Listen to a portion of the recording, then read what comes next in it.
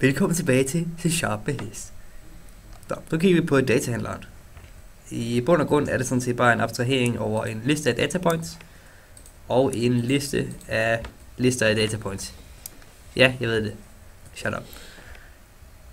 Okay. Helt basal funktionalitet her er .add-funktionen. Den gør præcis det I forventer, eller den hedder .add datapoint. Og det er sådan set bare en abstraktion over en .add. Så den smider den ind i den nuværende simulation, den her simulation data her, bare i bunden af listen. Så det er lige til at finde ud af. Så har vi revert to. Så bliver det lidt mere spændende.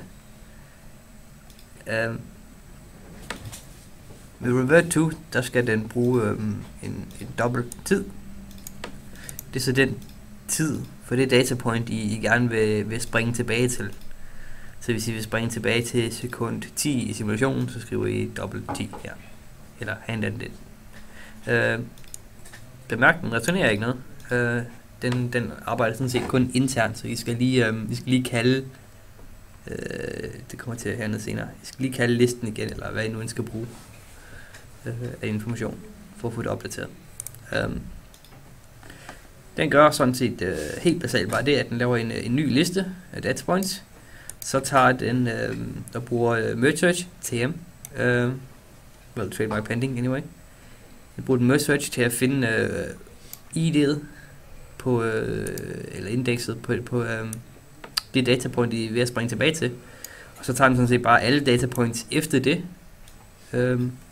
Det er forløbet her.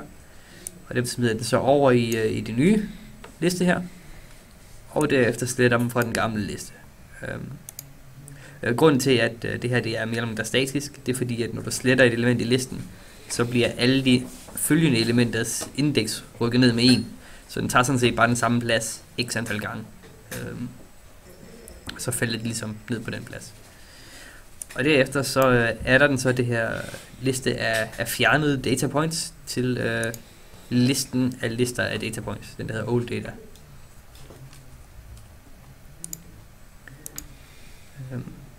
Så har vi get datapoint.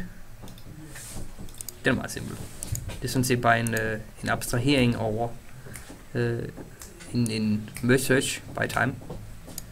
Den kører sådan set bare en merge search, og finder jeg et datapoint for den tid, I nu engang har smidt med. Så har vi get span. Den returnerer en liste af datapoints.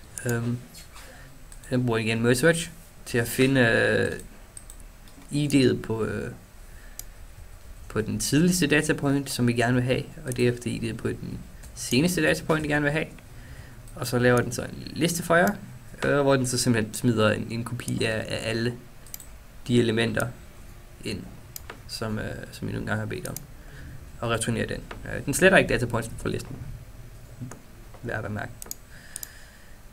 Så har vi simulation data, som sådan set bare en get. Det her, det giver også sådan set bare adgang til at bede om en kopi af selve listen over simulationsdataen, og præcis det samme sker hernede med old data, det vil sige, hvis I har reverted tiden på et tidspunkt. Det er sådan set det.